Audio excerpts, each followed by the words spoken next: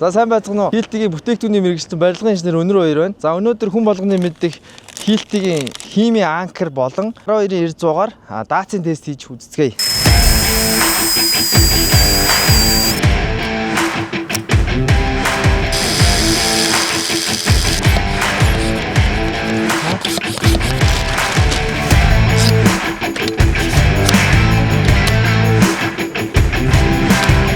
За ингэ цав маань хагарлаа. Энд чи холигдлоо. 500 мг цавнаас эхний 3 бацлыг хаяна.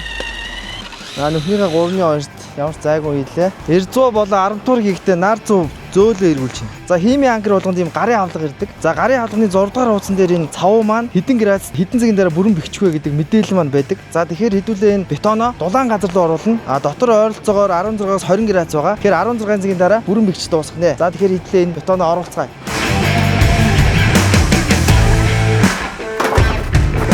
Манай цав маань ингээд бүрэн хатаж дууслаа. Тэгэхээр одоо M12-ийн анкер 1 тонны жинтэй бетоныг одоо өргөж үзье.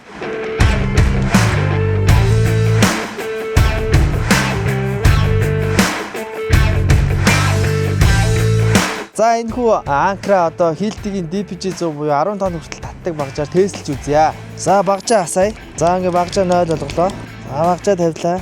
100 кН ч одоо 10 тонн шүү дээ.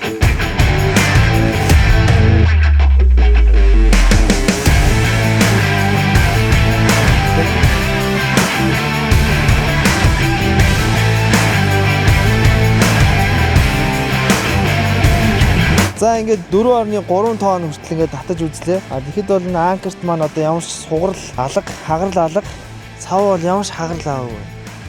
Манай тест бол маш амжилттай дуслаа.